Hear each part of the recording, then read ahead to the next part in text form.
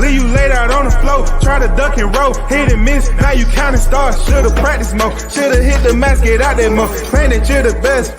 You gotta show me, son, actions over words, baby boy, is you real or what? Talking way too much, world come back sports, talking way too much, world come back sports, talking way too much, world come back sports.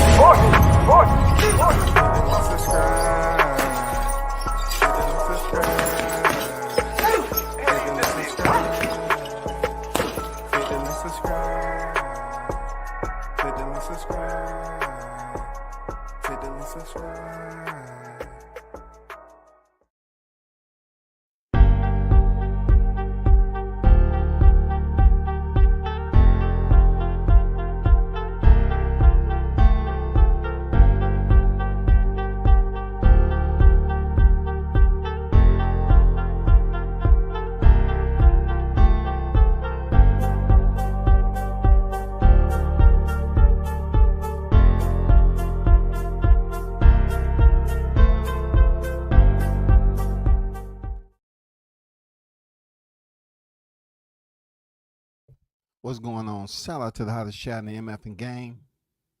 Once again to the MF and game.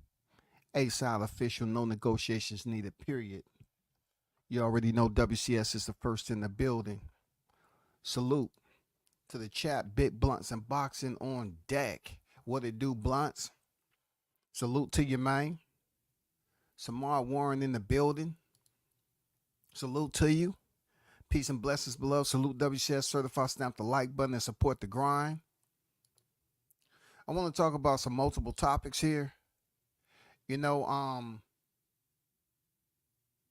as we've been seeing it play out, things haven't been adding up to what we want.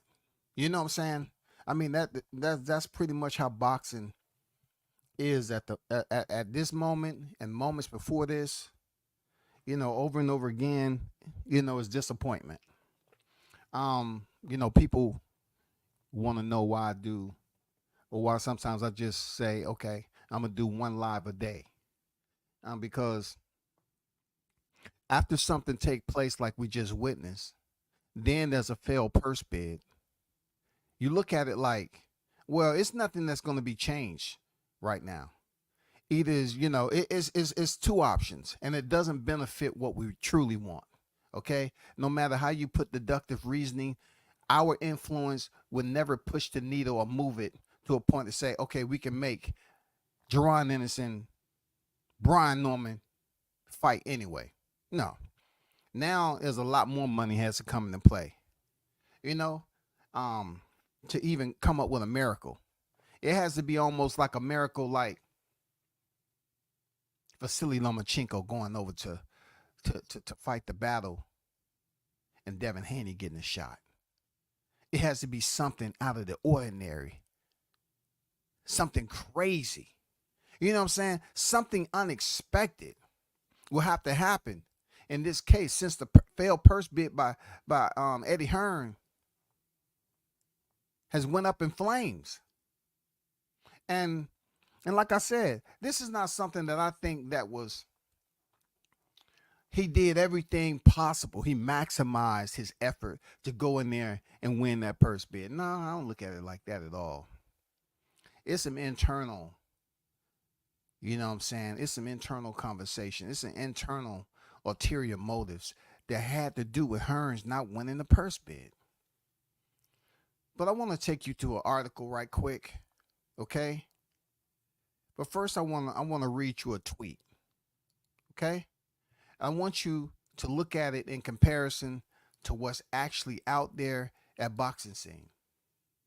All right? This tweet by Michael Benson says, Eddie Hearns has told me that he doesn't think Terrence Crawford will ever fight again. I don't think Crawford will fight again because I think he made really solid money in the last couple of fights. I don't think he wants to fight Virgil Ortiz or Jerron Ennis. I think the only way Crawford will fight again is Canelo Alvarez because he got used to that pay. He probably thinks he'll fight again. But I wouldn't be surprised if he didn't. So inactive as well. I think he's happy to sit out until the end of next year.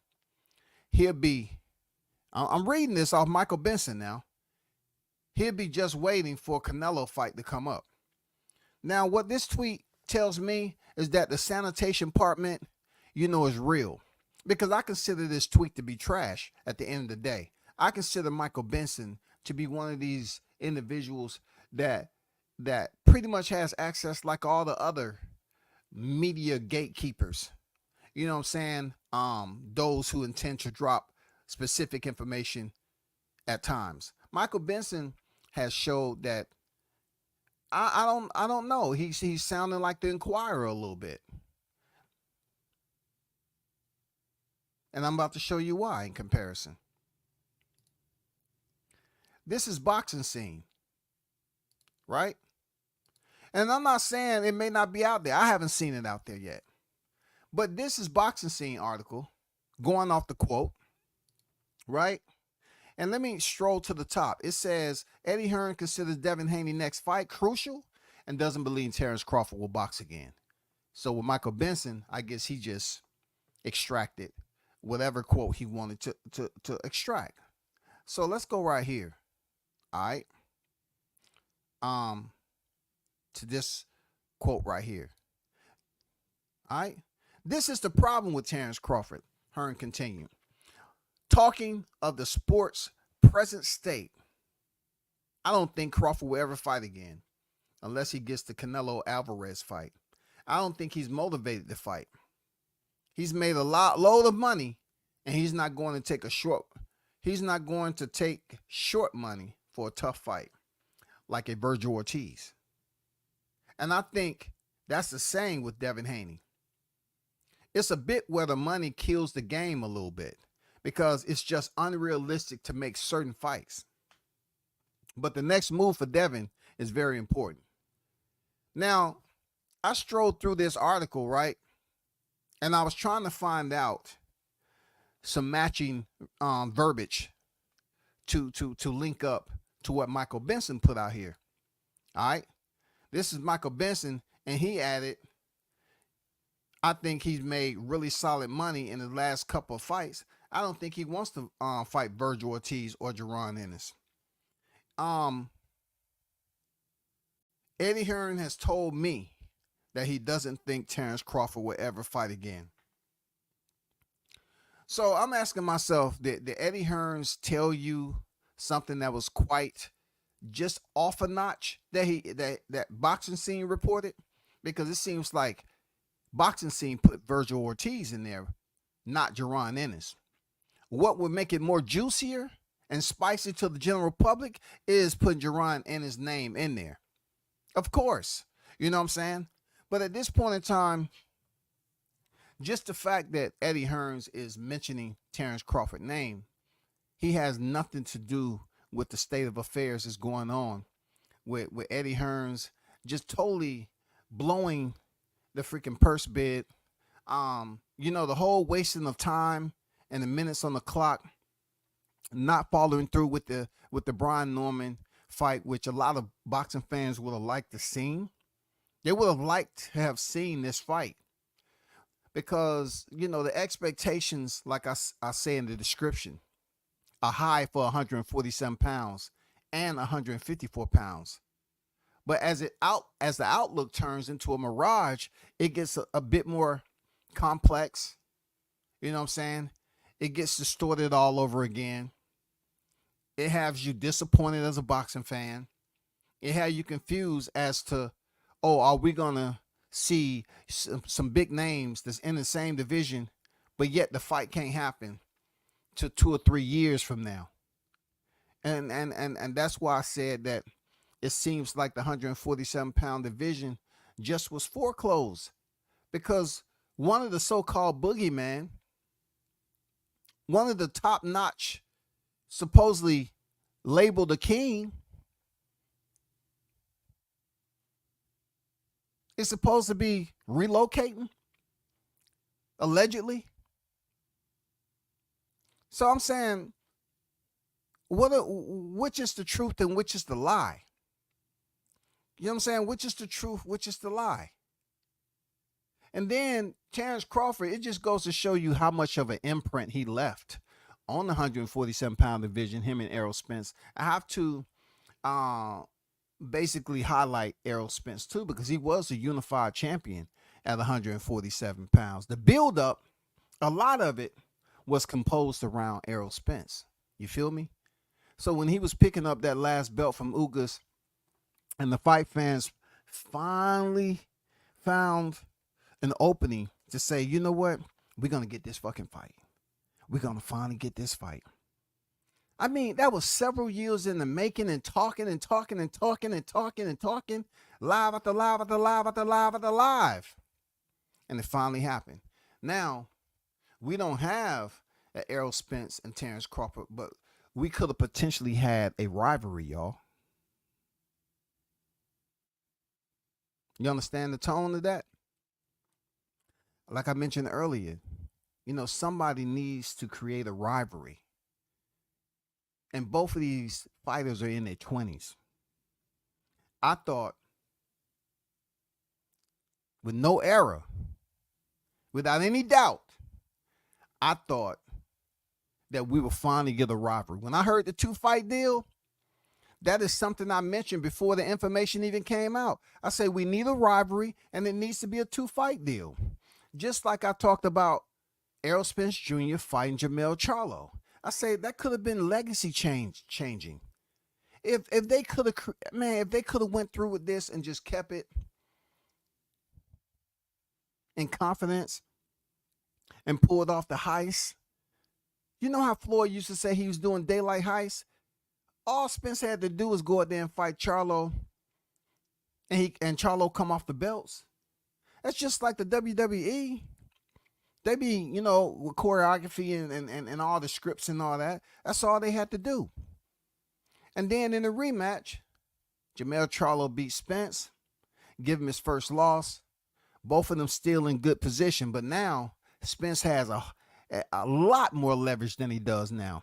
He's now became undisputed at 154 before Crawford. Spence would have became undisputed at 154 before Crawford.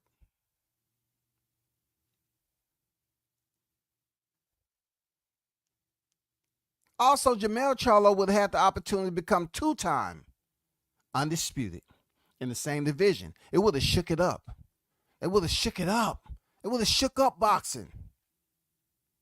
But now we have to deal with being back down to ground zero again.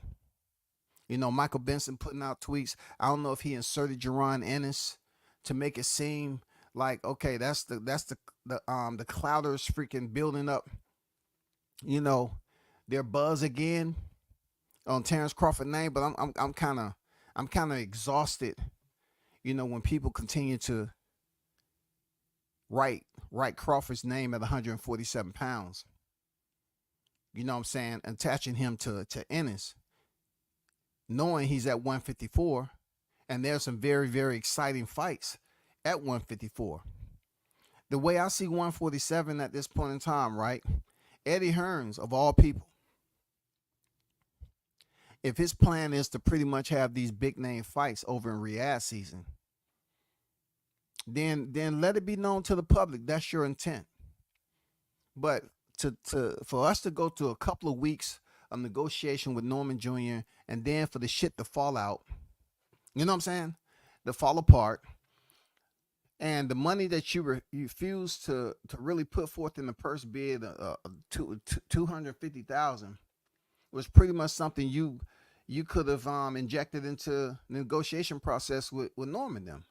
And they're on record, you know, Senior's on record is saying that the price yesterday is not the price today.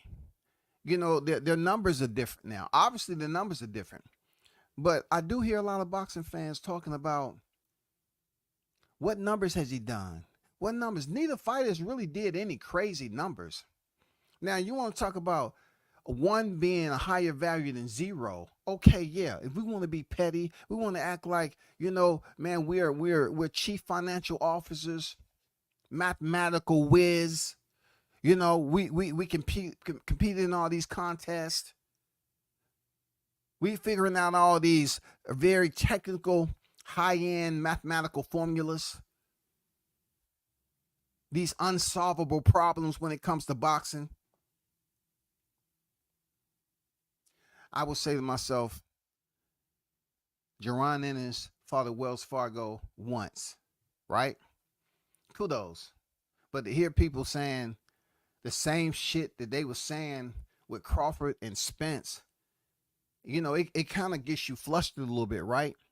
If you're new to the game, if you're a casual boxing fan, because you say to yourself, damn, I can't believe like they didn't get enough for the Crawford Spence freaking debates and all the bullshit that consisted of those debates. They still talking about what numbers ain't out there. Well, process these numbers. You have 4 champions who all received their belt without beating a champion, right? They pretty much, was able to get the layout. So in that division, coming off some of the heavy hitters that was on the pound for pound list, you all are not including those numbers. The pound for pound list top 5, that's what was in 147 pound at one time. We had a pound for pound fighters. One of the only divisions they have 2 fighters on the pound for pound list cohabitating at the same time, holding down residents, y'all. Now we back to putting puzzle pieces together. Now we back to trying to connect the dots. Now we back to where we was 5 years ago. Now all the heat potentially should be at 154. But what I don't want people to start doing again is just using Crawford's name, to attach him to fighting Boots potentially. Because at this point in time, Boots still haven't did anything special. I mean, he fought a common opponent of Crawford. But as far as something that gets us excited, something that's outside the normal, I mean, the diehard media content creators are not talking about this shit. Like, we don't know what's going on with Sebastian Fundora, right? Supposedly he's supposed to be, getting this shit together with Crawford. But then you turn around and hear Hearns put out there by Michael Benson. He's up there saying that Crawford probably would never fight again. And then, he do the inactivity. He'll probably wait till the end of next year. I say, damn, he just finished fighting Madrimov. He just became the unified world champion, bro. You want to ask yourself, what the fuck is going on again? Are boxing fans that idiotic? The man just stepped out the ring August 3rd, 2024. But yet we have content coming out that's saying he will probably be out the ring waiting on a Canelo fight. But the last time I checked, isn't Canelo about to fight? You know what I'm saying? Isn't Canelo Alvarez about to fight? Somebody correct me if I'm wrong. Canelo Alvarez is about to fight. We're just in the first half of September. He just went over being a month removed. You feel me? So I'm saying to myself, Canelo's fighting September 14th. Why in the fuck would Crawford wait till the end of 2025 to fight Canelo? And why would this even be a topic of the conversation that he doesn't want to fight a Virgil Ortiz? And you want to just throw Jaron Ennis' name in there. What is going on? Did we forget all the freaking bullet points that was being used by some of these online debates about why Crawford didn't deserve to fight with Spence? But now all of a sudden, they desperately seeking validation to give Ennis a therapeutic exemption. Oh, we don't want to hold him to the same standard we held Crawford fighting Spence. We just want him to go in there because we want to see Bud lose. That's it. We just want to see him lose. I don't care what I said. a year and a half ago. I don't care what I said 2 years ago. They keep saying Ennis is the boogie, boogie, boogie. But we haven't seen him boogie down.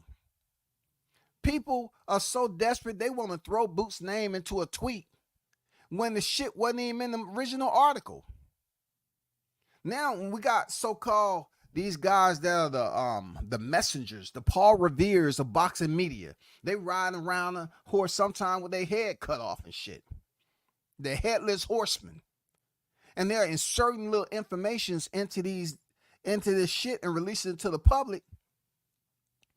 And the shit's not true. This shit is not true.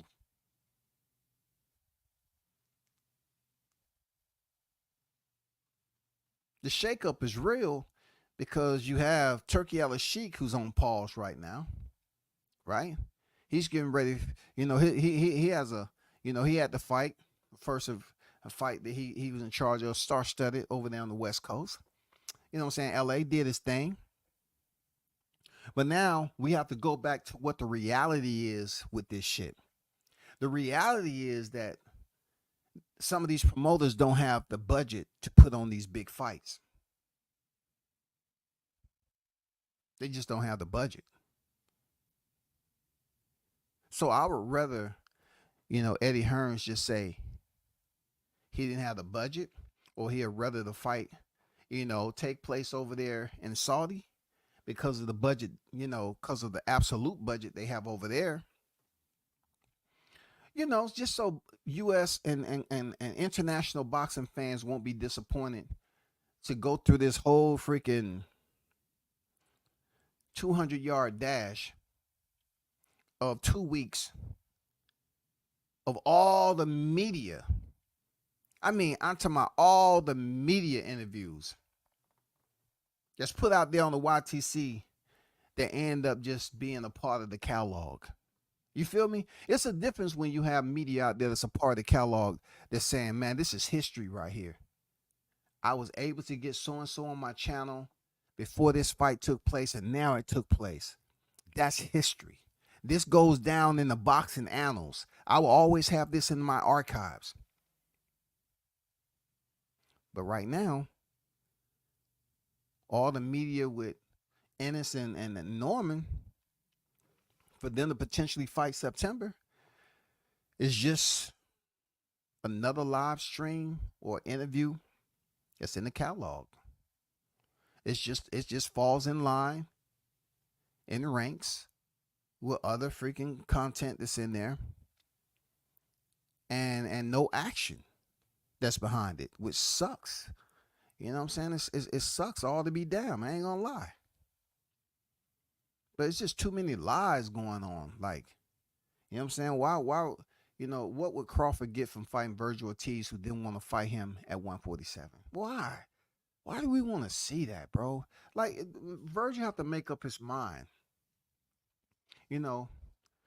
Now I know for a fact he'll probably want to fight Crawford because Crawford is the hottest topic. You know what I'm saying? Crawford is the hottest topic.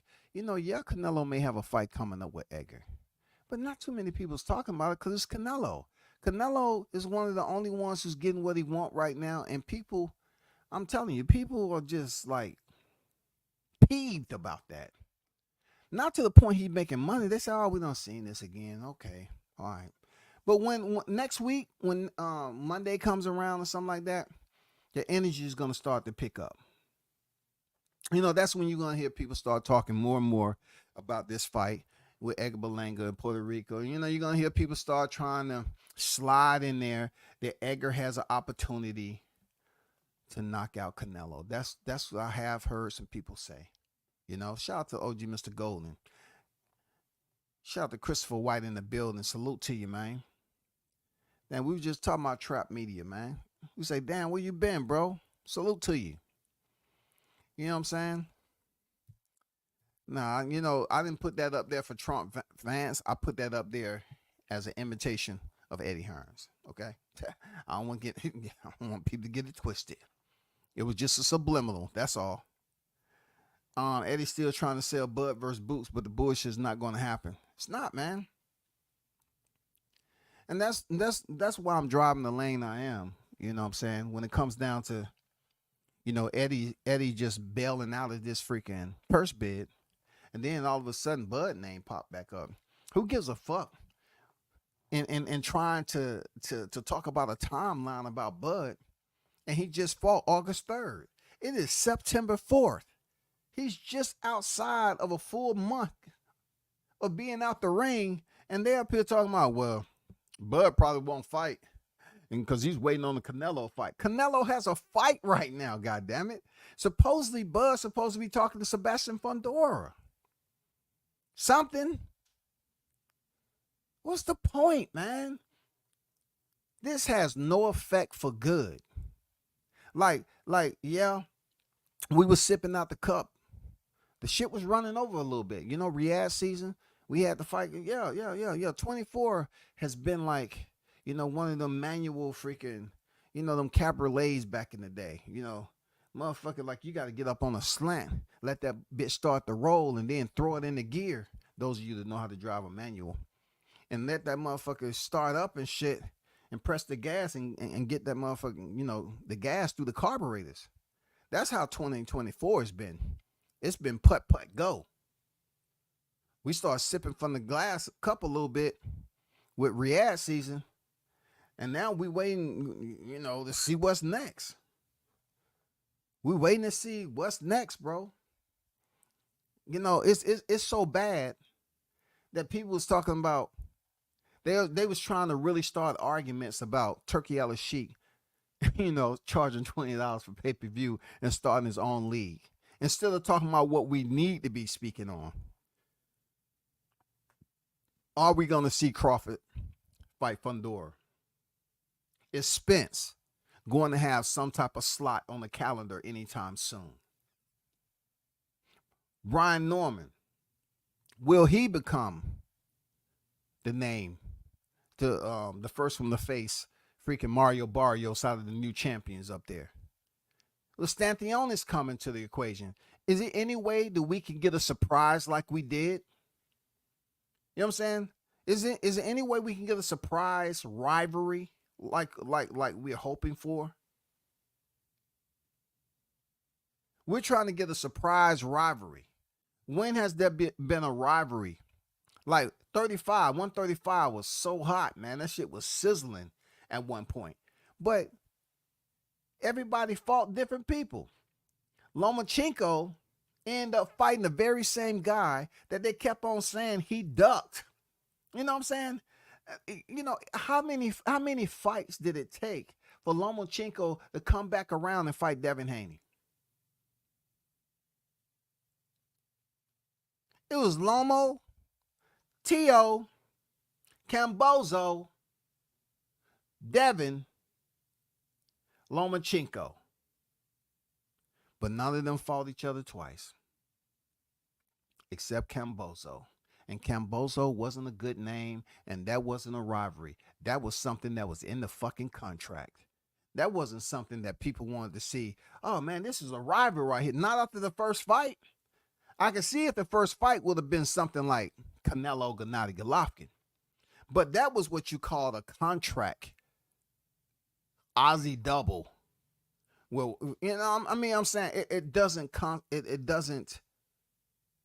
fall in line with some of these fighters turning into a rivalry. Even with Teofimo Lopez, he moved up to 140. He ain't fought nobody twice. We done seen Subriel Matias lose his title. The WBA come open, and then, Rolly insert himself in there. You know what I'm saying? Then he get gifted the win when he was clearly getting beat by Moroso.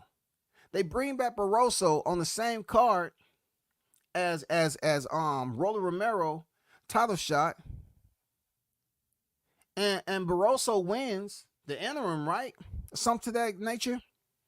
And Rolly Romero, how did that shit work out? Hold up. They screwed over Barroso with Rolly Romero's fight. And then they bring him back what was the fighter that was on that card? What was the fighter that was on that card? It wasn't Roller Romero in the main event. I think it was Virgil Ortiz. But they brought Barroso back on the undercard. I guess because they was feeling bad. He won a title that he haven't even been able to use yet. He didn't even get a time to use the title, man. Like, Rolly was the weakest champion because Tony Weeks gifted him that. And then he would later go on to fight Isaac Cruz, who moved up from ducking, everybody 135 to 140 and fought the weakest champion. He beat Rolly like he was supposed to, and then turns around. He runs into Rayo, who at 135 was stopped by De Los Santos, then go on to stop Chris Colbert, which nobody was really jumping up and clicking their heels for. They had something that was a semi-rival, but it was just so raggedy because they thought, this and that, whoever won, and then he came back and he slept them to go in here and beat Isaac Cruz. Nobody was really talking about the Chris Colbert El Rayo 2 fights.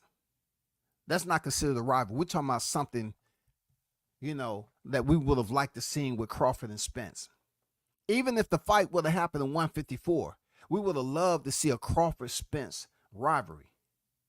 So now we got a clean slate at 147. It just seems like it's foreclosed on just a bit. Because if it's true that Ennis is moving up to 154, my instincts was correct. I said it a good time ago where Ennis, I don't think he's going to be at 147 long enough to become undisputed. And when now they have talks of Ennis potentially moving up to fight at 154. After all this talk, clout chasing Crawford's name, you know what I'm saying? He's the boogeyman. All of a sudden, he may have had tough weight cuts. And like somebody said the other night, we really haven't seen Jaron Ennis without the beard to see how his jaws look, to see how that jawline, see if his shit's sunken in for that weight cut. You know what I'm saying? Because his shit, at first glance, you just see the beard. You're not able to see the motherfucking jaws sunken in. See if you can see that skeletal, that Ethiopian look. Like you starving. The motherfucker just want a goddamn morsel. Just a small goddamn, just give him one Cheeto. Just give him one Cheeto, y'all. Even if it's at the bottom of the bag, give him a Cheeto. Need something to eat. But that's where we at, y'all. That's just bullshit, man. If Michael Benson's up here inserting his own freaking shit in there, talking about Eddie Hearn has told me. But Eddie Hearns didn't say that on Boxing Scene. That's why I put this tweet up there. Like, I consider it be trash because it just seems like something that's not out there to anybody else. Like, somebody like Eddie Hearns, they pretty much know what's on their mind, right? So they're going to tell Michael Benson something, and then they're going to turn around and tell Boxing Scene or Boxing News 24 something. But pretty much he's going to stay on track. Michael Benson had Virgil Ortiz or Jaron Ennis. And then he also say he probably thinks he'll fight again, but I wouldn't be surprised if he didn't. So now you're trying to put a tag on Crawford. You say he won't be fighting again. All because he wants the Canelo fight.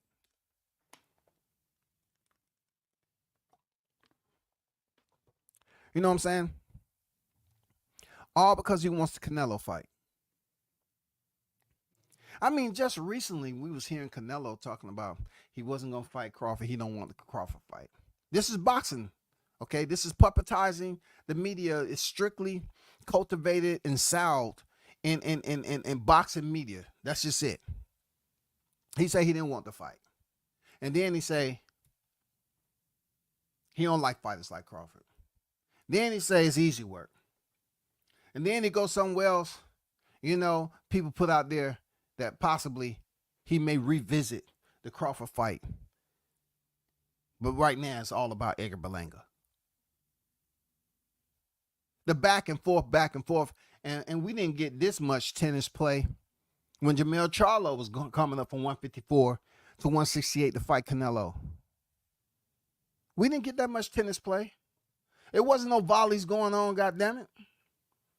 We just heard the shit was taking place. He went up there with like a good little Texas boy. And he didn't give Canelo no trouble. He did not be any kind of disrespectful. But he was looking for Canelo for consignment. Oh, it's okay. It's okay. Sí, senor. Sí, senor. Y muchas gracias, Saul Canelo Alvarez. He was calling Canelo by his first name. Saul, sir. Saul, sir. Senor. Sí. I asked, can I get permission to kind of do a little bit of trash talking? You know what I'm saying? Not like that Tony Harris guy. Okay, not like that Tony Harris guy. You know, not like that Edgar guy. I know y'all haven't had a press conference yet, but I know he's going to try to talk shit to you, champ. Not like that Caleb guy. You know, the one that slapped my brother. Yeah. Not like him.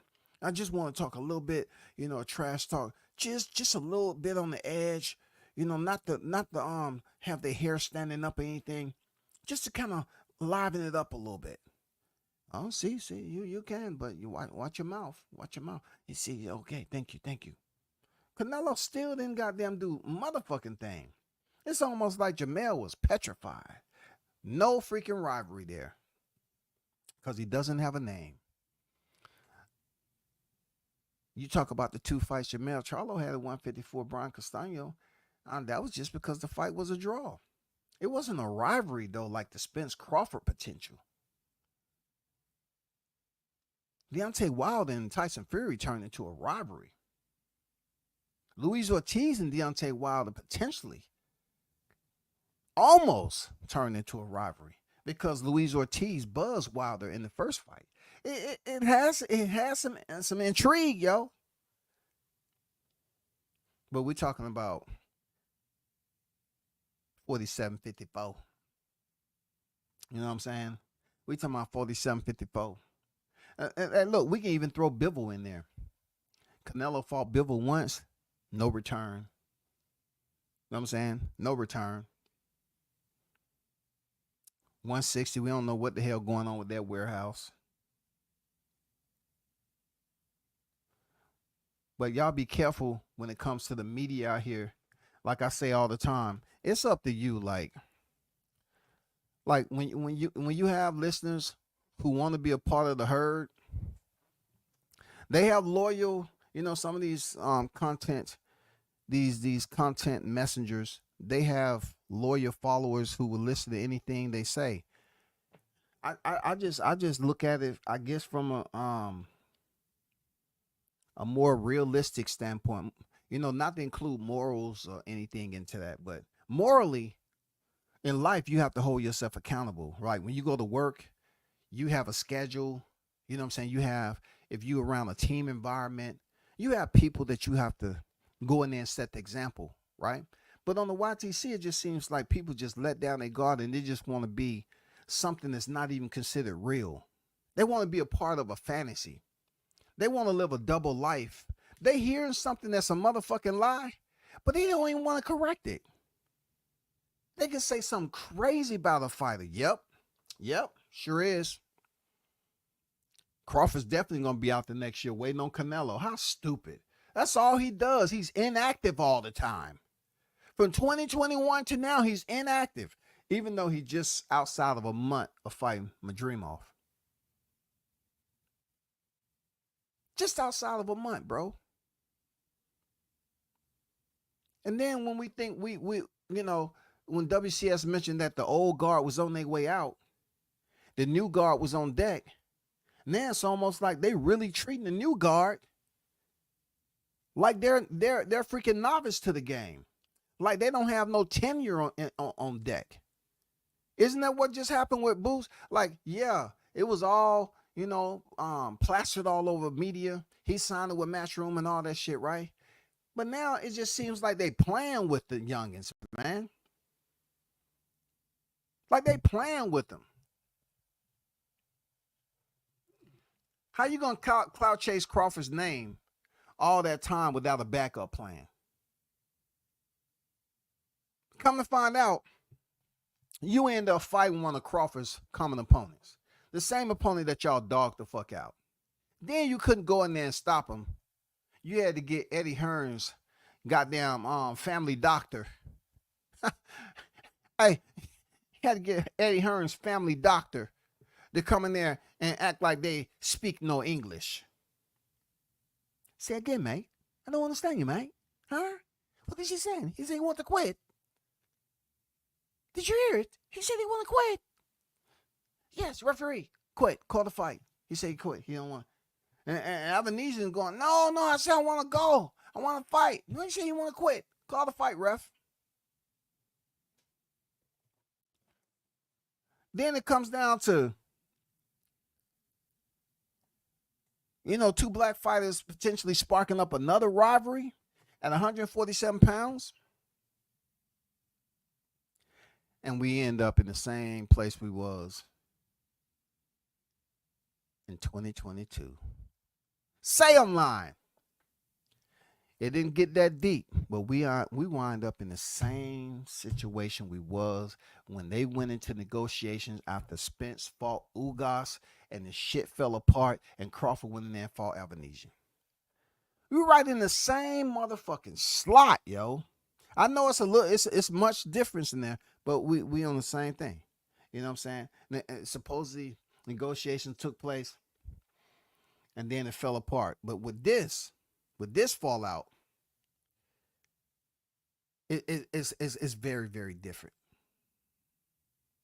Because now, we knew that Crawford and Spence was going to stay in the same division. Even with Crawford fighting Avanesian in December of 22.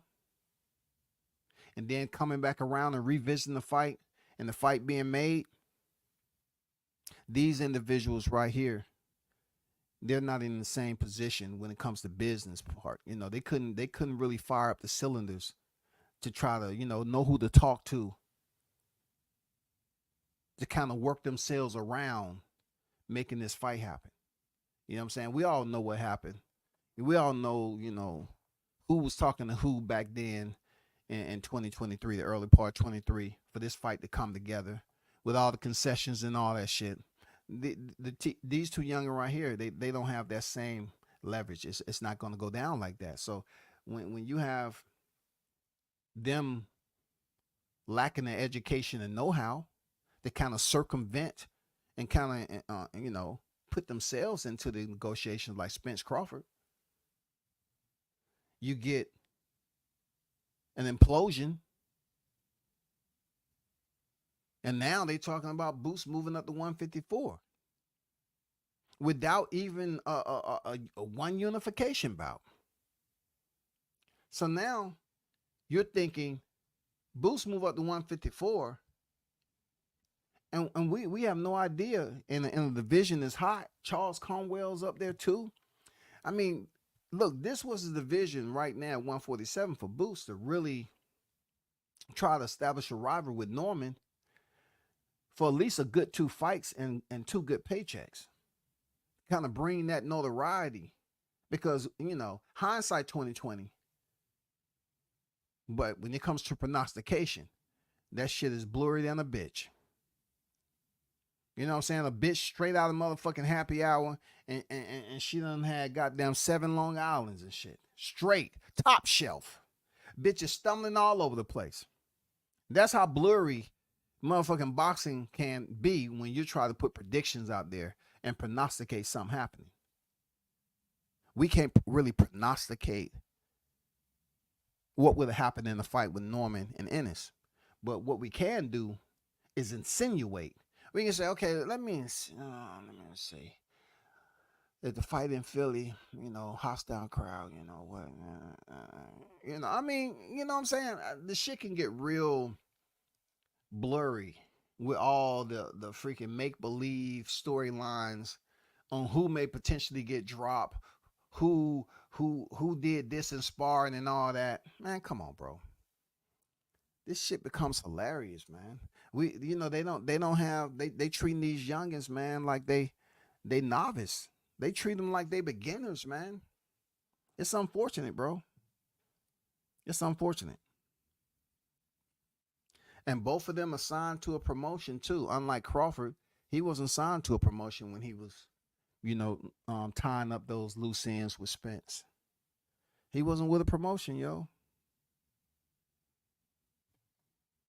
So, what's the satisfaction in all this? You're getting on here talking about it, but really the reality, you know what I'm saying? At the end of the day, like when it makes you feel good inside that this fight may potentially happen, or we might get at least two fight deal out of these two. I don't see Norman moving up to 154 anytime soon. And even if he did, it was never the spark that him and Ennis just struck up in that last week or so. I don't know how long that's gonna last. Yeah, the trash talking here, and then Bozy got pissed and say, he got dropped by a body shot or whatever the case may be. That's still not enough to get people to stand tall and say, you know what, let's keep on talking about this. No, they're changing it up. They're talking about Javante. They're talking about Tank now. Tank looking at this like, I know how to, get my money. I know how to goddamn bring the crowd. I know what I'm doing. But it definitely would have been good, revisiting the 147-pound division after what we just experienced the last 3 years. That's all I'm saying. Shout out to Blue Hustle in the building. Shout out to Swat Jones on deck. That's just my examination of the 147-pound division. You know what I'm saying? It's like the lights ain't on no more, bro. Mario's over there enjoying his family. Stanthionis is where he at. We know he's a real name. He's not a ghost.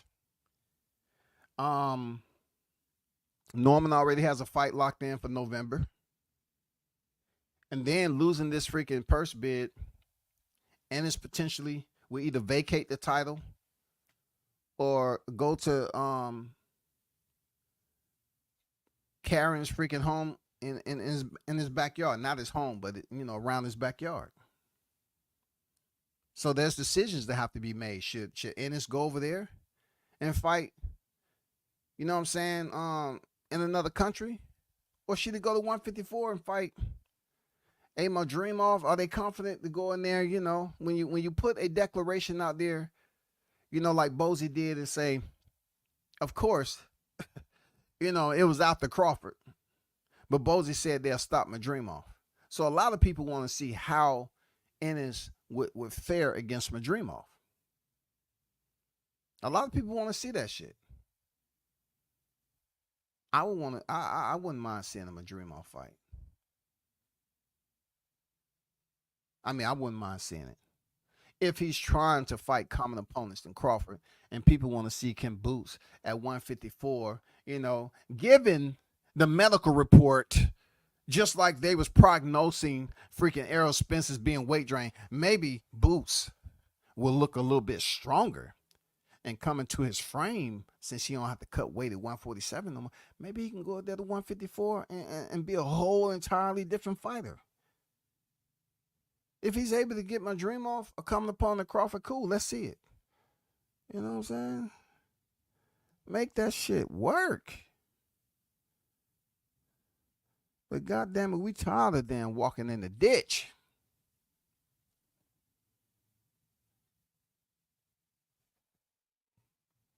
Shout out to Expert Genius in the building.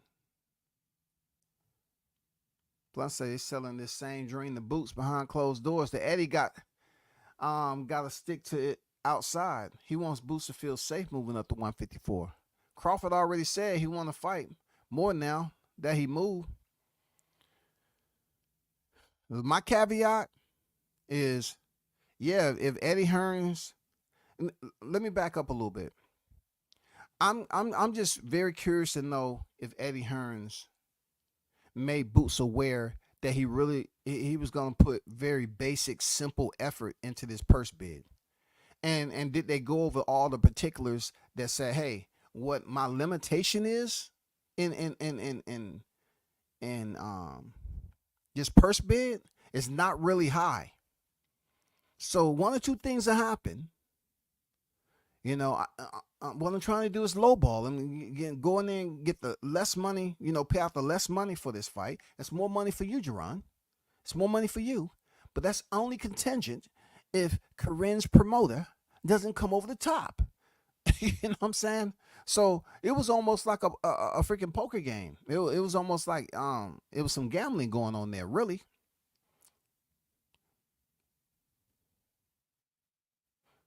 I'm just saying, maybe they should have been playing that shit in the background. Hello, everyone. My name is Johnny Cash.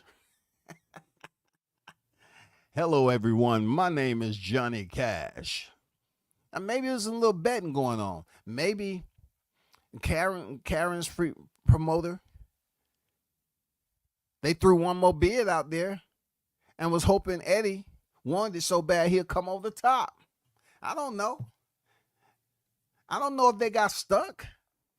I'm not sure if they got stuck. It seemed like somebody got stuck though. Either Hearns was up there trying to say, I'm only putting as minimal. I'm not going over the top. I'm not going to put. I'm not going to invest. A substantial amount of money into this fight. I'm just not, because he's already made it clear that the public doesn't want to see Boots and Corinne too. But I'm curious to know if he made Boots aware of how lethargic that he was going to approach this freaking purse bid. That's all I want to know. I mean, I'm just curious. Did he let him know? And then, did anybody get on the phone with Boots or anything? And after the media got wind that Eddie Hearn loses the purse bid, what, like I said, was he already informed that it was a high possibility this would happen, or was he taken off guard? Was he like, huh, Eddie, you said you was for sure you was gonna win this and we was gonna have it in Philly? Well, mate, hey, things happen, and I'm not gonna sit up here and scratch your back. But let me drive this. Let me pilot this plane. Okay? You're not gonna get what you want all the time. I want to get you Norman for a cool 800,000, but they was too smart, smarter than I thought. They wanted a little bit more, well, a lot more. But you know what I mean. Don't worry, you're 27 years old. Got plenty of time. Come around 33, 34 years old, I'll get you the big fight. 15 million, guaranteed. By that time, we'll be locked in with Turkey Al Sheikh, and you can be the main card over there in Saudi. You can get Anthony Joshua money. You know what I'm saying? Like, did he really break down to Boots? Did he explain to him the potential? Did he give him the graph, the spreadsheet of what his effort would be moving into this freaking purse bid? Because now, us on the outside, people up here guessing where the fight is going to be now. And of course, at the end of the day, if they won the purse bid, why in the hell they wouldn't have Boots come over there on their neck of the wood? Huh? What's the probability of Corinne fighting Boots in Philly after winning the purse bid? What's the probability, yo? What's the scenario? What's the probability of them providing Boots the opportunity to say, hey, we really truly think you're the boogeyman. We're going to have it in Wells Fargo once again. I like the energy in the crowd there. Even better than what the crowd would sound like if I was to have it in my neck of the woods. So you lucked out. It's your lucky day, fella. I'll see you on fight night. We're going to do it at Wells Fargo one more time. No nut shots, okay? No nut shots this time. I'm getting a reinforced titanium cup because, goddamn it, I'm still building and having a family. And those that low blow you gave Avanesian, I still see the pain on his face. I don't know, Eddie. I don't know. I don't know. Mike is on deck. What's good? Christopher said, W said, my thing is that this is the fighters, the promoters, when we are going to get our fights. Man, our position is far on the outside. You know what I'm saying?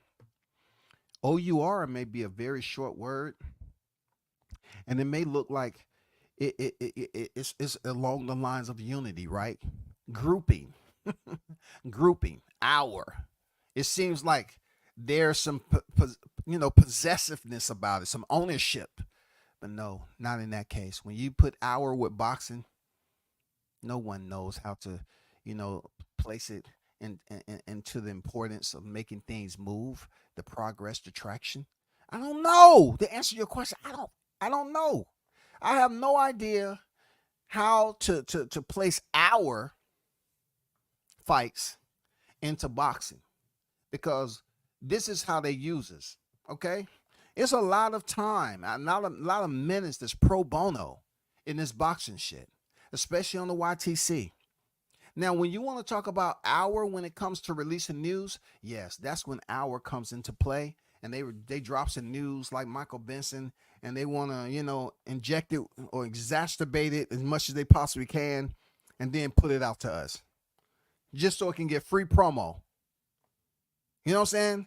But when it comes to quid pro quo, and it's our time to request the fights that we want in the sport, you always got to remember, Christopher, that it's a system.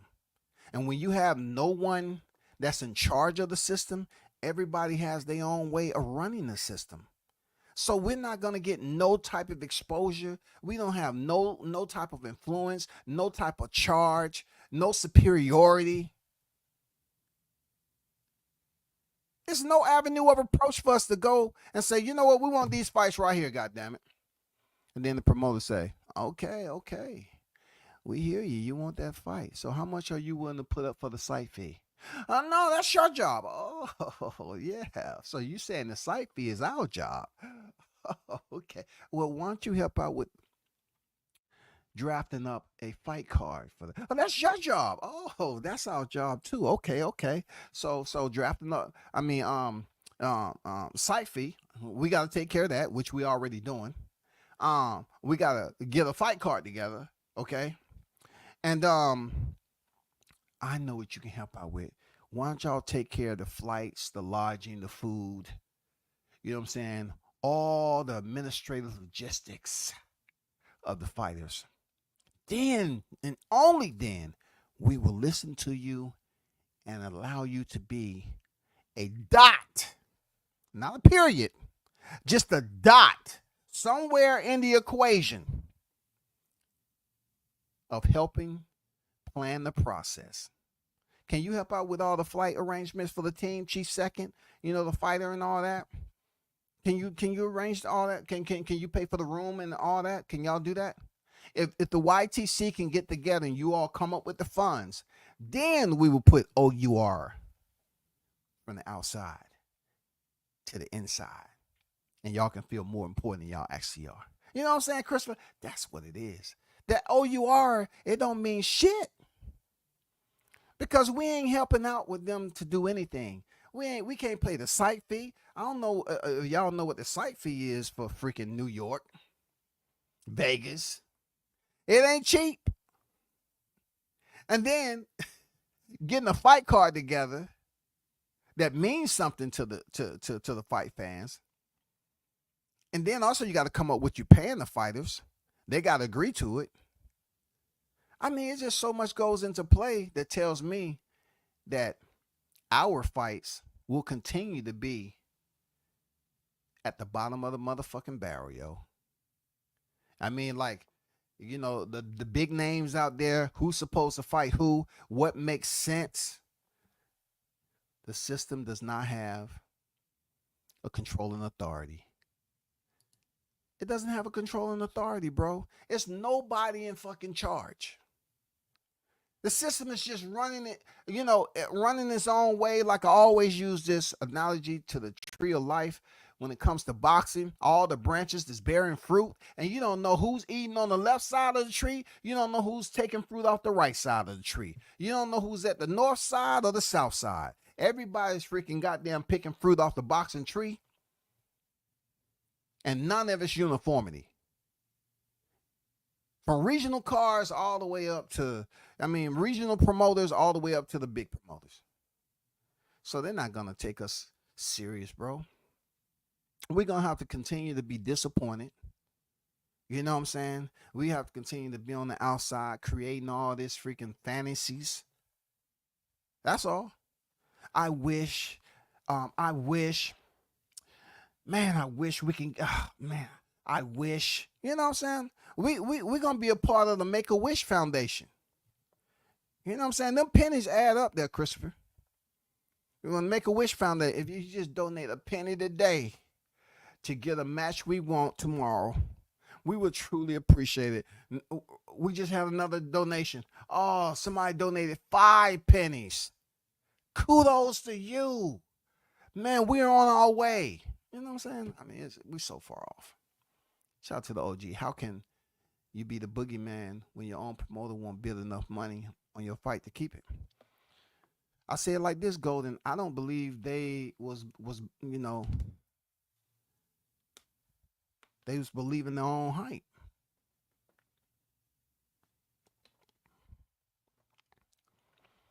You know, OG, we did go through a time period where there was another fighter they considered the boogeyman. And you and I both know how that played out.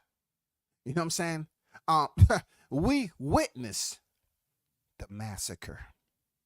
So how dare they have the audacity to come back around and try to create a boogeyman in the division when the boogeyman has left and unified already the 154-pound division? How quickly they come up there and say that Jerron Ennis is the boogeyman without him scaring anybody. You got to scare some of the equal to greater competition that's stepping through the ropes with you in order for you to be deemed the boogeyman. You know, some good shit played out.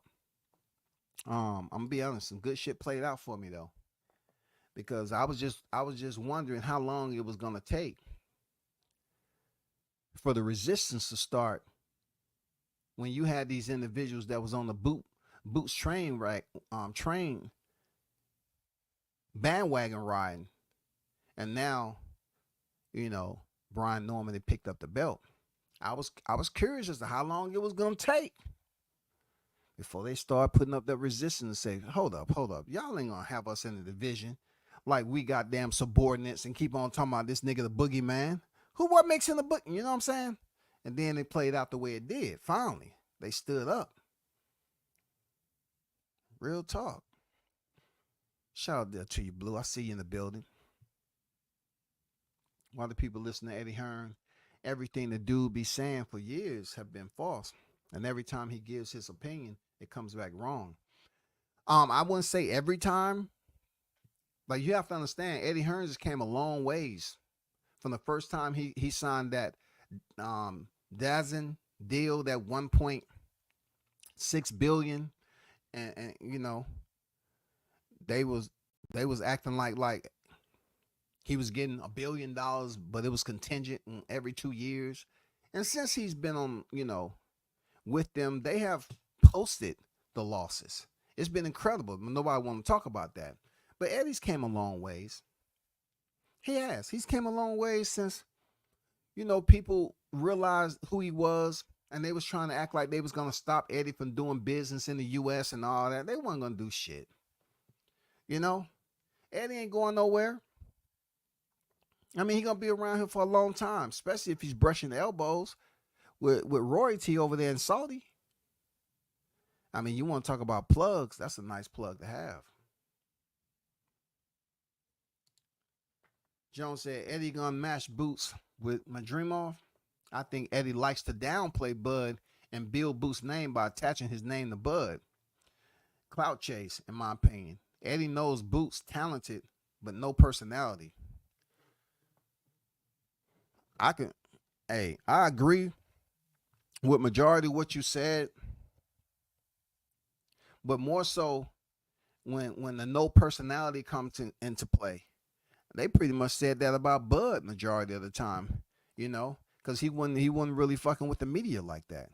They say, oh, he just act like he don't want to be here, and then people still somewhat criticize him. You know what I'm saying, for not really putting forth, acting like he has that energy for his fans. I mean, over the last year and a half or two, yeah, we see more of him in the interviews and come out the box, be a bit more free spirited, right? But Jerron, he has so much work to do. He has a lot of work to do if he's ever gonna be that $10 to $15 million fighter that's headlining Vegas with a name that come out of nowhere. I mean, for him to come on stage, I literally heard him say the same thing with Cody Crowley. You know what I'm saying? When Cody Crowley was replaced by Avanesian, say how do you feel like fighting in your on backyard and this that and I feel real good. It's not like being at home kicking my feet up. Man, you said the same thing about Crowley, bro. You gotta learn how to freestyle. You look when Boots' personality matches how his ring walk is, how he's dancing and catering to the crowd, his hometown. When he gets that swag into his personality, he'll be all right.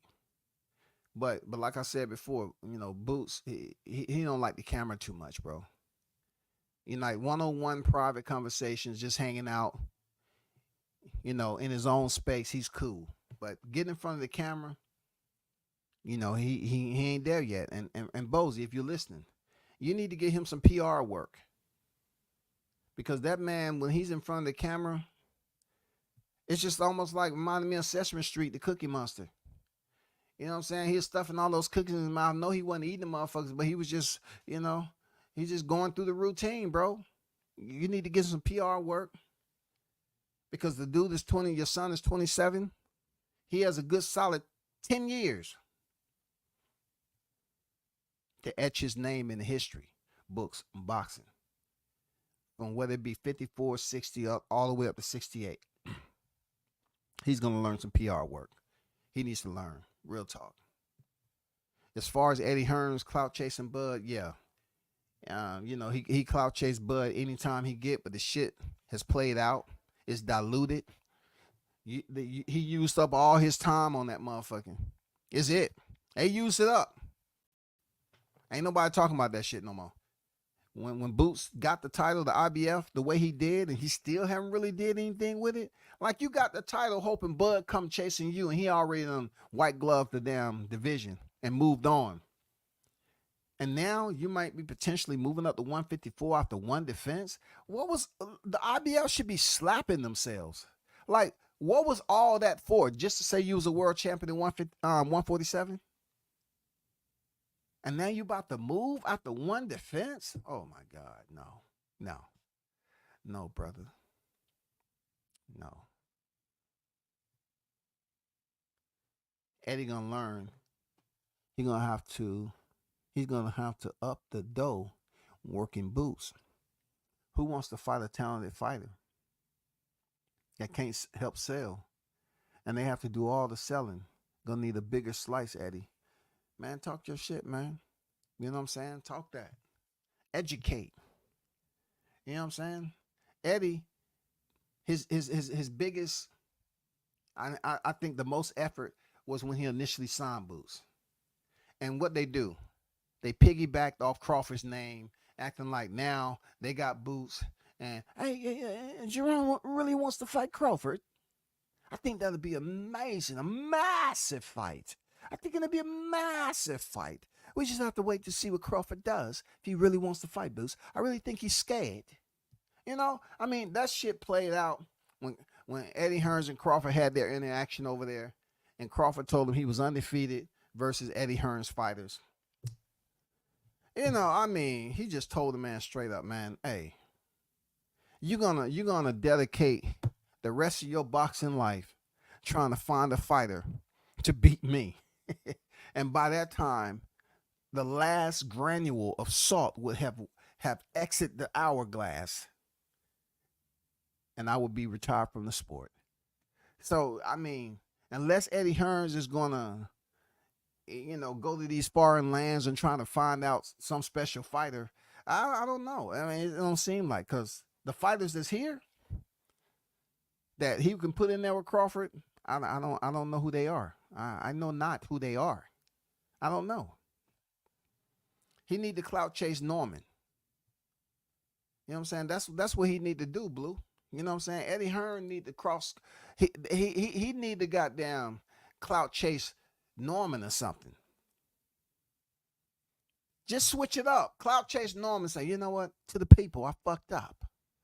Because he was dropping the F bombs the other day. I fucked up. I mean, we're human, right? We're sinners. At the end of the day, we're sinners. I fucked up. I want to go call Senior up and apologize. Maybe we can make this fight happen after. I don't know. I don't know. I don't know for sure if Ennis is going to leave. You know what I'm saying? I mean, Eddie's going to get quite confused because they have to go over there and fight in the backyard, and then potential rumor mill, Madrimov.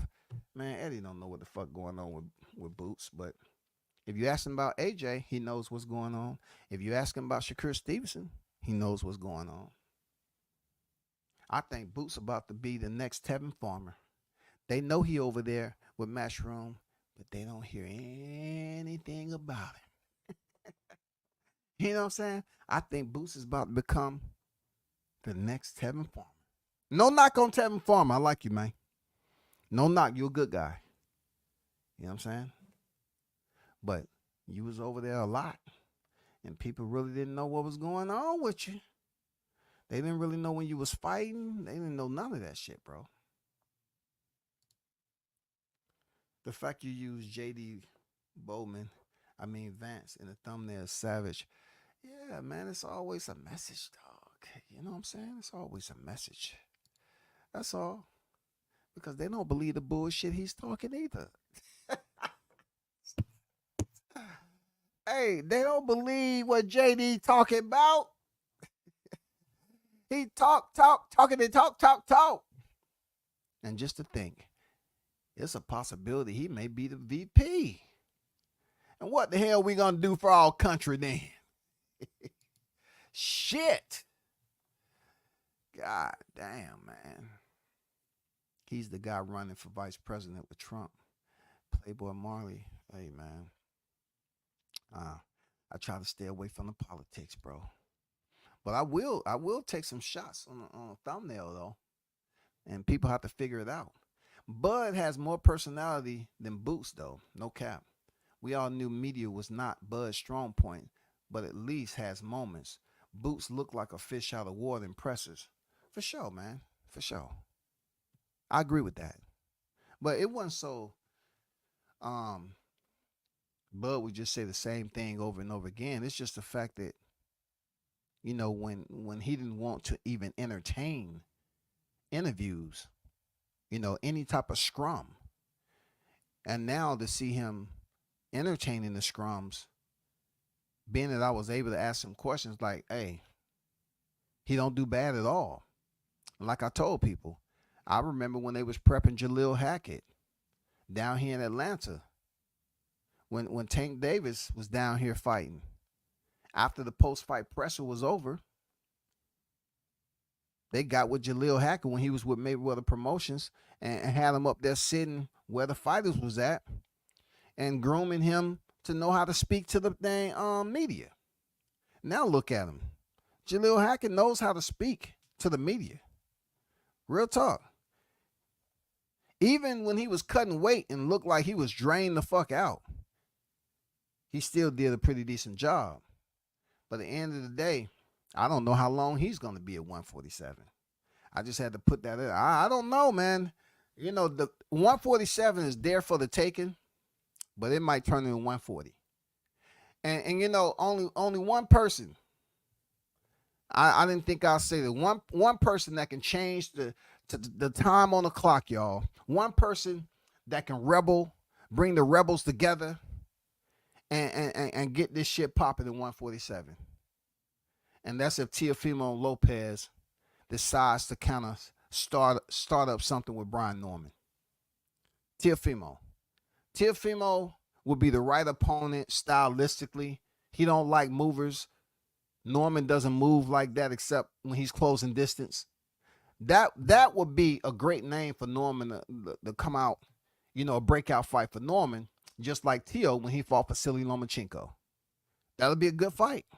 Real talk. I mean, we're talking about Teo being unified already, two division lineal champion. That'll be a breakout fight for Norman. But I haven't really spoke on it because really, when people start striking matches ain't meant to burn forever.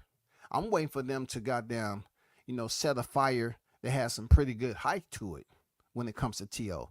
T.O. can make this shit happen with Norman. But when he mentions the name, it has to stick.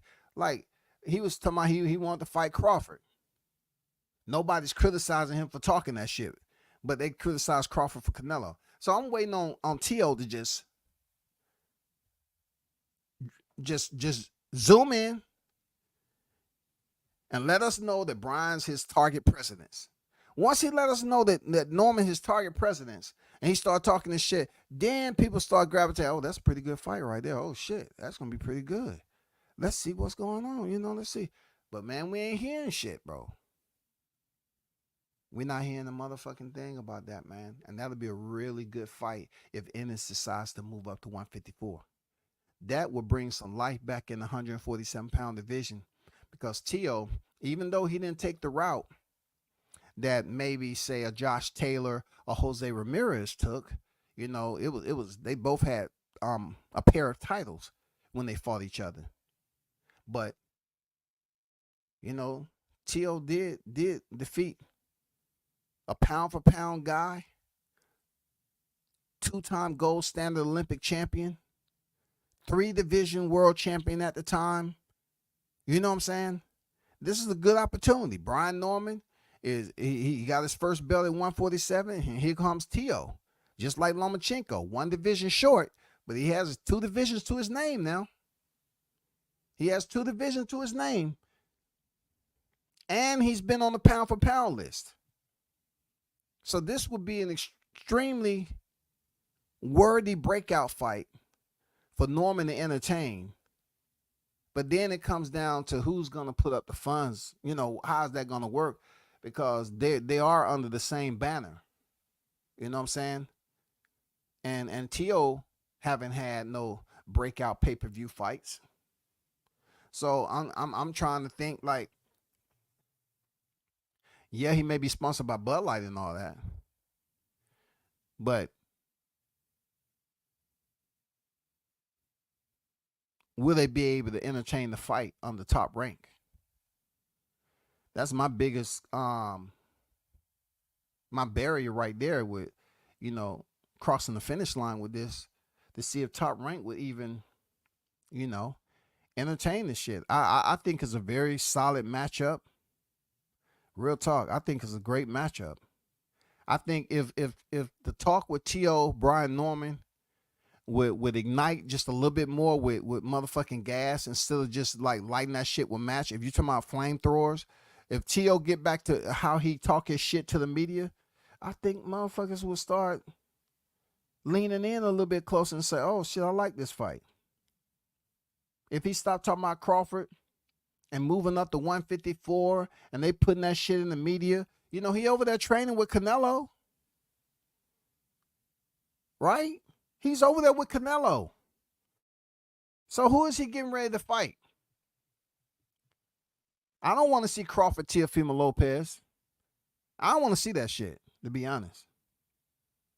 I really don't want to see that.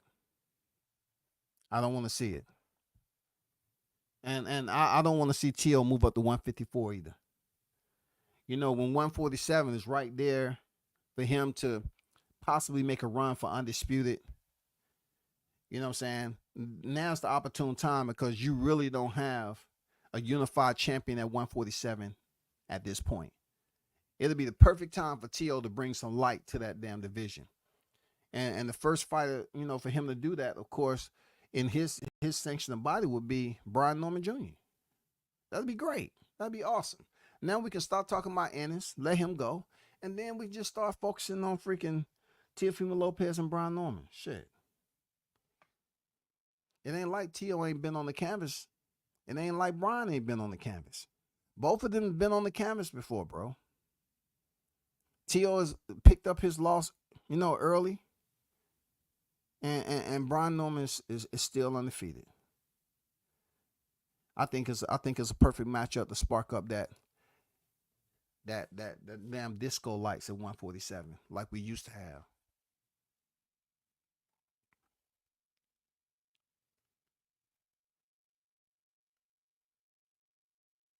Oh, you talking about? Yeah, hey, Blue. Yeah, one time they were talking about, Uggs himself was the boogeyman. They sure did. I ain't gonna lie.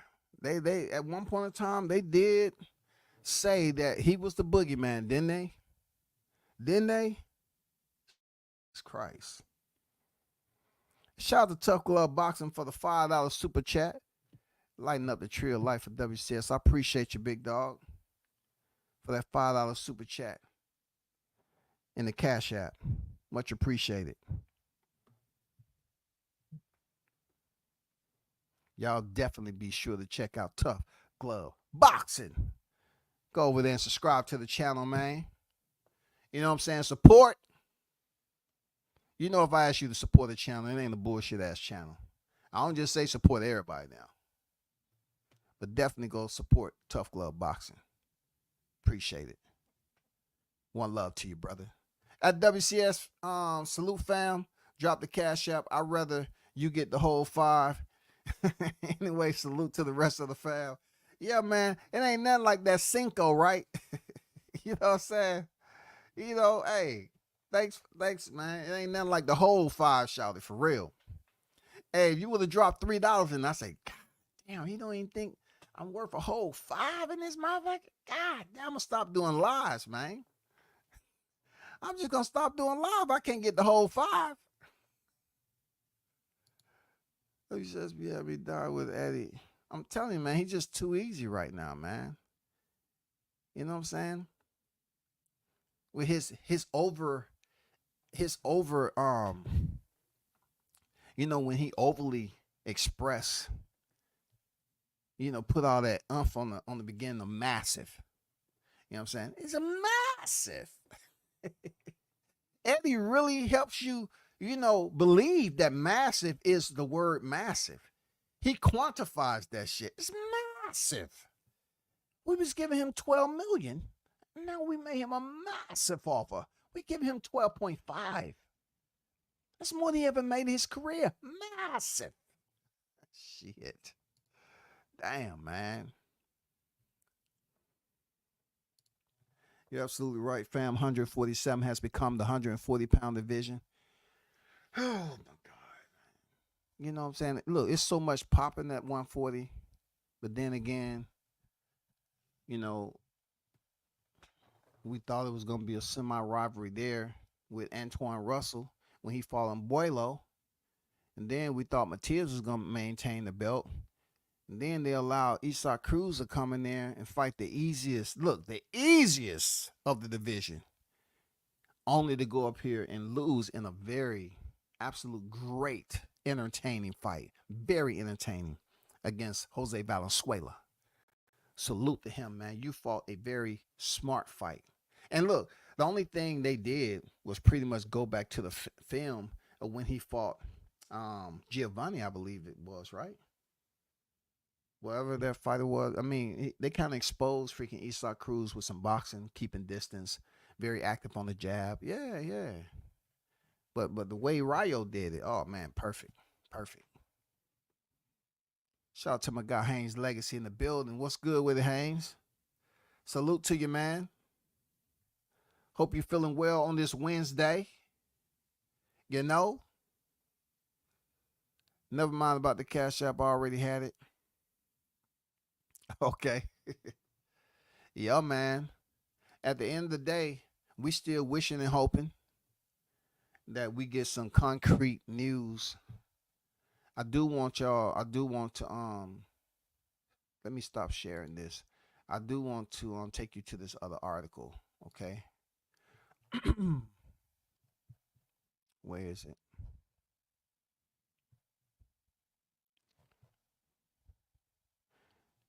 I'm not gonna apologize. About not talking about Canelo and Edgar Berlanga. I'll talk about it when the fight closes a little bit. Get a little bit close. I just nah, nah. Mm-mm. I just don't feel like talking about it, bro. I really want to talk about Dubois. I really hope that Dubois goes in here and have a moment with AJ. I hope he's able to seize the moment that he lost in the Alexander Usyk fight, the one that he gained respect when he stopped Jarrell Miller. I hope he's able to go in here and show out. You know what I'm saying? Real talk.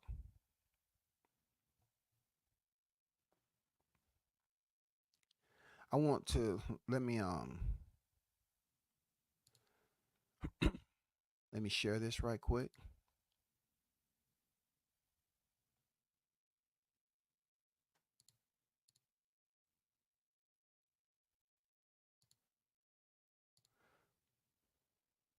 Move this thumbnail. I'm transitioning off my main topic, of course.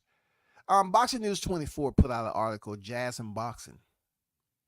In walked Bud celebrating the jasmine of boxing. Okay, I mean, it said, although Thelonious Monk wrote the tune "In Walked Bud" for his good friend Bud Powell, I have often imagined Bud Crawford making his way to the ring to Monk's tune. The version of "In Walked Bud" below, recorded in 1968. See, 1968 for a lot of y'all. See, you wouldn't be able to relate. Y'all wasn't even in the plans of being produced. You know what I'm saying? So just use your imagination, you youngins out there. Just use your imagination. I understand it's very difficult for you to go back to 68 with no social media. I get it. I get it, yo. I loved it. I ain't gonna lie. I loved it. But I'm not trying to be facetious about this. But when I threw that year out there, some of you probably was like, Shaggy and Scooby Doo. Shaggy and Scooby Doo. What is 68? The social media be like that. The motherfuckers like 68. Oh, that. I wasn't back there. I think my parents, every time when they had me, I love it. I don't know what I would have done back there with no social media. It says, has some wonderful scat singing from the great jazz singer John Hendricks, improvised jazz singing, sometimes called vocalist, is where the voice is used to imitate an instrument. Yeah, I love scat back in the day. It said, for me, Terrence Bud Crawford isn't just a boxer, he's a jazz man, improvising and riffing with the finesse of a jazz great. Crawford's brilliance isn't solely in the punches he throws, but in spaces between them, the feints, the subtle shifts in rhythm, the precise time and the echoes, the psychompation of a jazz tune. Crawford is one of those rare boxers who thrives on the downbeat, where the unique timing and anticipation transforms the craft into a form of physical jazz. This dude is writing a novel. See, they used to criticize me for writing. I used to write for a magazine, a boxer magazine, right? And I had to put out 3 articles a week, right? And one, this kind of used to be my style a little bit. And the dude was kind of like hating, like he said, "Yeah, you got some great content in here, but the readers don't want to really read something that sounds like you writing a poem or a love story." Back then, I didn't understand, but then I did grow to say, okay, I have to lower my standards a bit and just write basic shit. Don't really try to be poetic with it. Anyway, this is what this guy is doing. And he's saying some good things about Bud, real talk.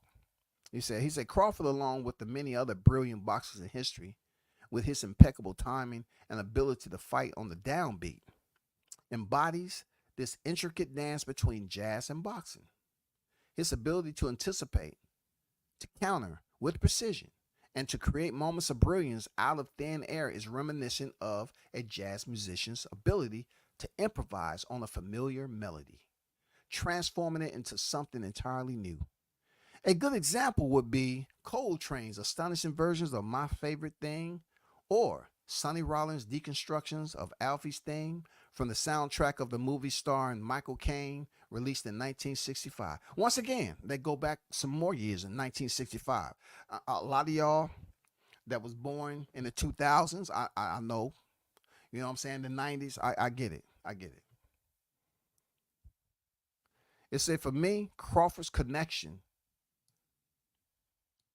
to jazz runs deeper than mere metaphor. Like jazz, boxing has long been a vital outlet for black expression in America, particularly for the oppressed. Jazz, as a unique American art form, emerged from the black experience, offering a voice to those silenced by systemic oppression and racial prejudice. Boxing, too, became a stage for black athletes to assert their strength and their dignity. In Crawford, these two worlds converge, reflecting the same spirit of creativity, freedom, and resilience. The troubles and traumas of Bud's upbringing have been well documented, and that he overcame them to become rich and successful is a testament to his talent, his willpower, his hard work, and his determination to succeed. We acknowledge that Bud now is the twilight. We acknowledge that Bud now, in the twilight of his career, with one or more fights before he hangs up the gloves. Will he try to unify or go for undisputed 154? Or will he challenge himself one last time in a mega fight with Canelo Alvarez? Time will tell. I suspect he'll go for Alvarez because it's the outrageous thing to do. So this dude is somewhat like a poet. I like his writing style. You know what I'm saying? I do. But I'm not sure if we're going to continue to see it. You know what I'm saying? This type of um this type of style. You know? I don't know if we're gonna be able to see that all the time. You don't find authors that really put that much effort into their poetic rhythm, you know, to characters, to content. This guy is Snidely Whiplash. Obviously, you know, he's probably used to writing, you know, content for different, maybe, you know, writing songs, love songs or something like that. Or he might be a poet. You never know. But definitely you can see it within his writing that to the basic, like they was telling me back in there, to the basic reader, you don't want to really use such technical terminology. It pretty much frustrates someone who's on a basic level of reading. I'm not saying they all are not being educated thoroughly. I'm just saying that people just want to skim. You got a lot of skim readers, and they just want to skim through and be able to know what they're reading and move on. They don't want to have to try to Google what a word mean and continue to go. So I get where you at. Good article though. Very good article. Very good article. Very good article. I ain't gonna hold them on that. Good article.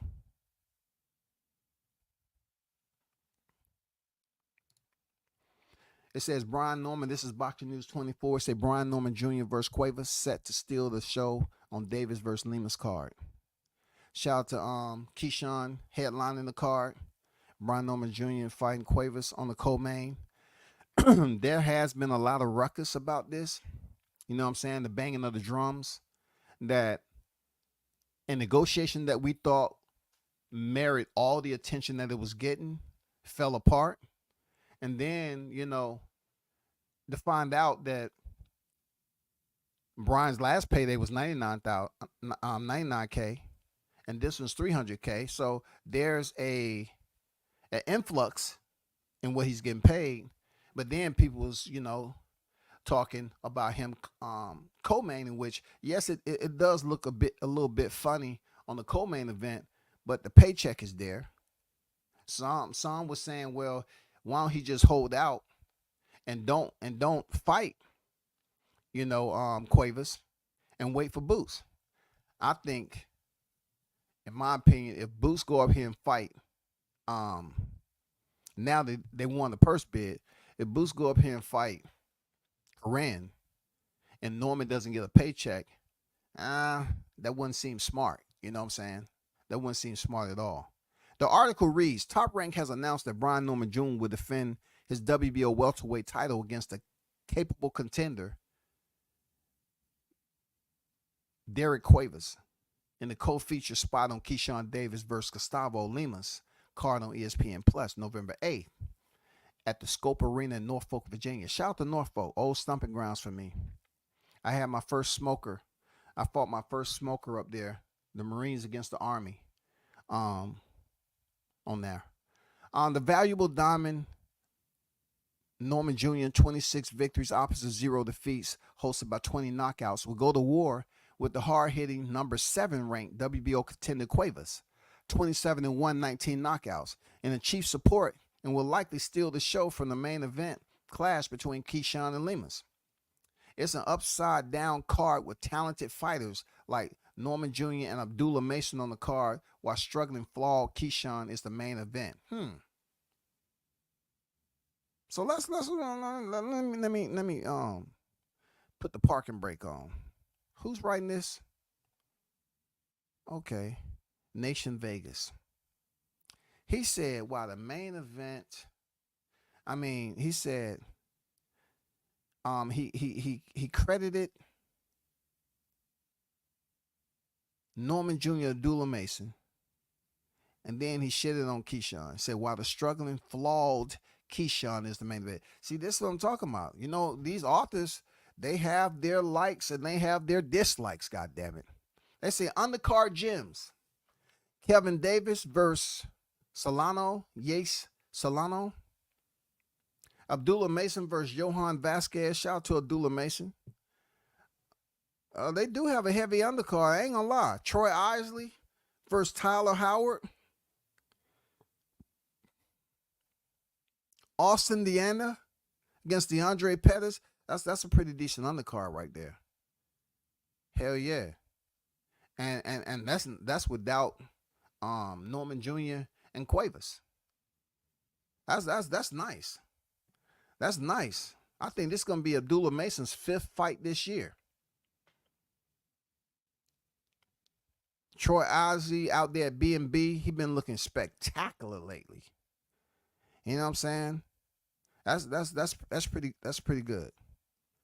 That's pretty good right there. It says Top Rank will eventually get it right in the future cards, putting the diamond talents like Norman and Mason on display and stowing the Keyshawn below the decks in the cargo hold.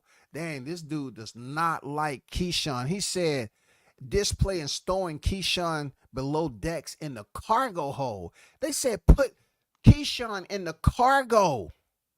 That's how important. They don't want to see him. Man, this dude's wordplay. I love wordplay. You know what I'm saying? Real talk. Especially when it's very sly, slick, clever. This guy don't like Keyshawn. It's probably somebody who was born. Yeah, he didn't. I don't know.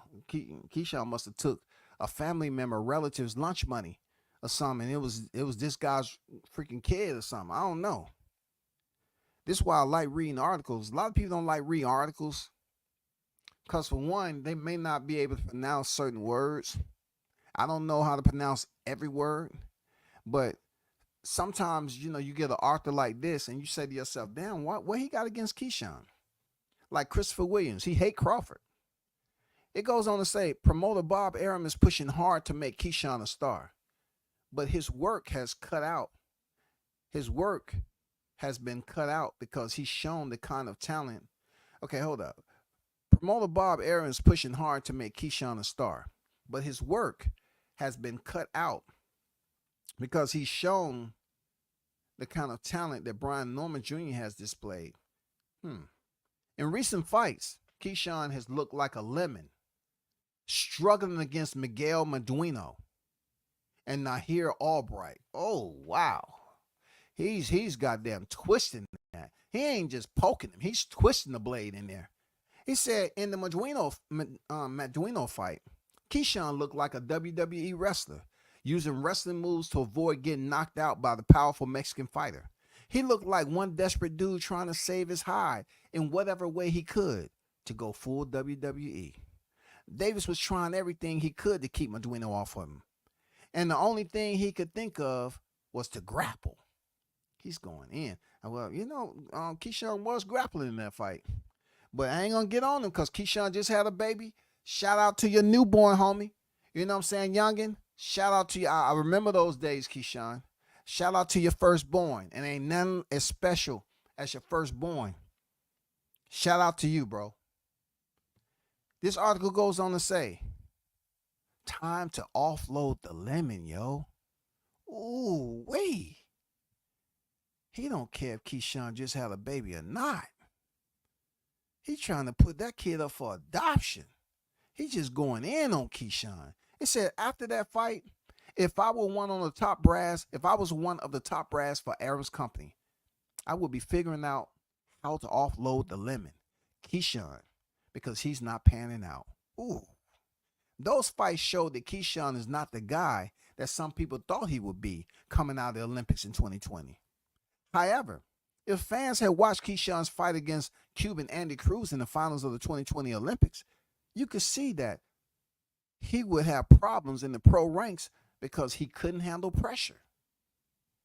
Cruz backed Keyshawn up and broke him with pressure, beating him for the fourth time. The unheralded Nahir Albright took a page out of Andy Cruz's playbook by using pressure to wear down Keyshawn in the later rounds of their match last October in Texas. He had Keyshawn hurt in the 8th round and dominated the rest of the way. The fight was later ruled a no contest after Keyshawn tested positive for marijuana. God damn it, boy. Ooh, Jesus. They was motherfucking lighting Keyshawn up. Whoever that dude is, he's vicious with it.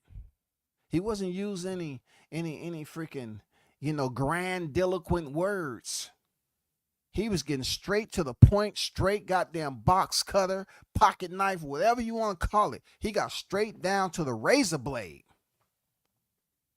He said, put him in the cargo, nigga. You ain't no carry-on. Put him in the cargo section. I don't know what Keyshawn did to this dude, but I'm pretty sure, they probably going to make some calls. They're going to say, hey, what that nigga at that was talking all that shit in that article? I want to know what he got against me. Experts say breaking news, Hearn Ennis is now going by stilettos. Reference the high heels that will keep him on his toes to stay ready. Now back to you. Sometimes the listeners can be disrespectful as the authors, yo. Look, one thing you won't hear me doing a lot of, nothing against expert, right?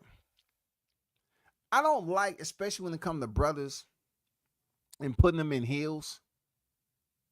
You know what I'm saying? Like, I know where you at, boots to stilettos. I get it. But, we get stigmatized. We already stigmatized. Every little thing we do, like it's something that's outside our masculinity. You know what I'm saying? Our barometer of masculinity. Oh, they say you gay. You know what I'm saying? We have a problem with saying that a lot and cross-dressing and all that. And it's not like we have the higher numbers. It's just like you see it a lot, in life in general and on here. You know what I'm saying? People always want to say, oh, man, they want to talk about some homo shit. But I get where you at with an expert. I wouldn't say that about boots. Like I said, for me to say boots to stilettos, I'm disrespecting. That's what I think. I might be looking at it from an older perspective, but stilettos mean he's a female. He's cross-dressing. You know what I'm saying? Him on his toes to stay ready. I don't know. Boots, when he shines, man. When he let his combinations go, dude look great. His technical display, his barrage, his combinational sets, man, straight like that. Dressed up real nice. But it just seems like, I don't know. He hits a shot of Nos. It hits a shot of Nos and he's full blast. That shit runs out and he's running on regular. He's running on goddamn regular gas, not racing fuel. And then he has to regenerate that power. And then he goes out there after being blasted and get back to it. You know, if he can get his cardio right, which I think he should be able to do that at 154, then that's where we at with it. You know what I'm saying? We might see a breakout Ennis, put it that way. We might see a breakout Ennis at the end of the day.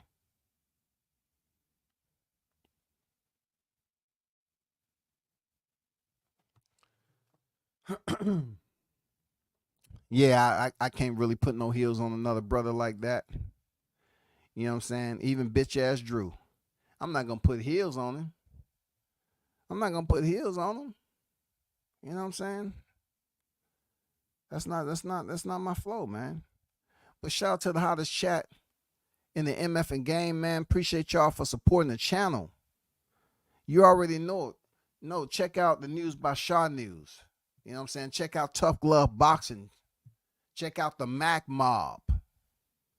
You know what I'm saying? Check out these channels, man, that's putting out Boxing Conversation with Reggie Owens. You know, check out these channels, man, and support these channels. Big Blunts and Boxing. He's going live more often too. And also, he said check his Patreon for some of the latest, you know, bets on boxing. That's his field. You know what I'm saying? You know, check out and support that. You know what I'm saying? Shout out to G5. I ain't see you in the building up top, man. Shout out to G5 Gabe. You know what I'm saying? TWT in the building. Check out his channel, man. You know what I'm saying? Support the brother. TWT. What's going on with you, man? Salute the Trap Media. I'm seeing you in a minute. Hope all is well your way, brother.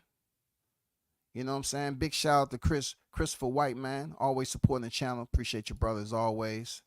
You know what I'm saying? To all y'all, be safe out there. This is getting close to the fight week.